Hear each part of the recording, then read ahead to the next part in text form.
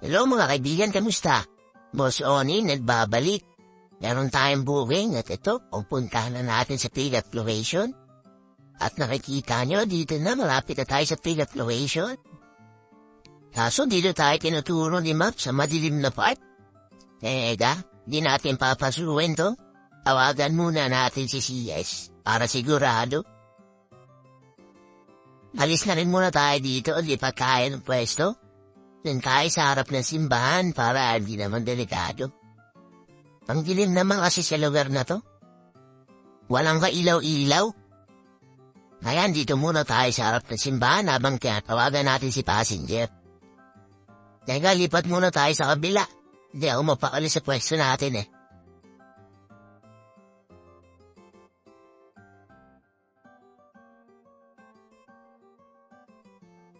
At hindi natin makontak si passenger.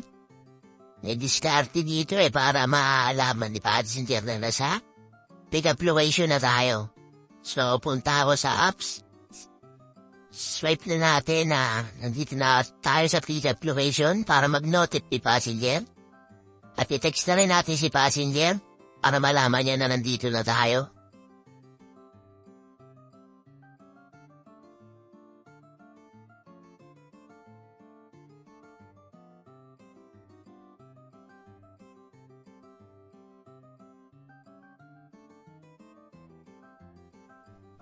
So ayun, habang nag-aantay, napansin natin na parang maugaan yung ilaw ng MDL natin. Nauga-ugaan natin yung bracket. Okay naman. At wala pa rin response sa atin si passenger.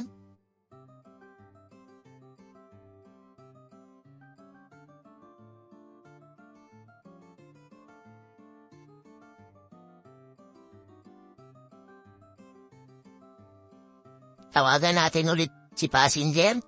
Habang tinatawagan natin, punta tayo sa harap ng pick-up location baka sakaling lumabas na rin siya doon. So, dito tayo pinapapasok ni Map. Tapatan natin ang ilaw. Yan, madilim at lubak. Di natin papasukin yan. Ikaw ba, papasukin mo yan? Tawag lang ulit tayo kay passenger, wag muna tayo sumuko. Sa tumalambukin dito sa Bulacan, kukunin mo talaga kahit gurami. Ang inayaan mo na rin pati gurami kapag ito ay fake book o ika-cancel pa ni passenger. Nilid na muna tayo dito. Dito na tayo magantay kay passenger. At nang biglang dumating atong tricycle na to at huminto, na may anggas pa siya, at talaga naman nagpakaba sa dibdib ko. Pero umalis naman siya agad. Pero hindi pa natapos din ang aking kaba. Mas nagdagan pa ang aking kaba, talagang kabado 20 ako. Nung makita kong bumalik ang tricycle, at eto na nga, bumalik siya sa atin. Hindi ko alam kung papatakbuhin ko na ba yung motor o hindi, pero nilagpasan niya lang ulit ako. Tamang inaalala pala tayo nun. Pero ito na nga, pinag-iisipan na naman natin i-cancel itong booking. Hindi na natin makontak ang ating passenger. Bukod sa hindi natin makontak, madilim din sa lugar na to, kaya delikado talagang mag-antay dito. Pero may natatanaw akong palabas. Mukhang ito na nga, medyo umampante na tayo, at nakikita ko nga na medyo nagmamadali pa siya palabas.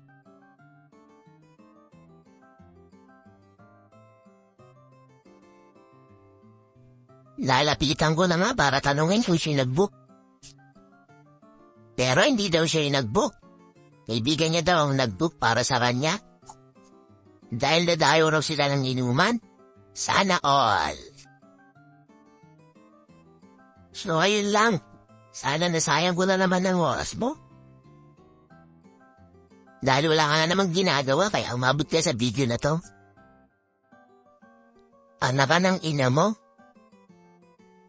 Hanggang sa muling pagkikita, paalam!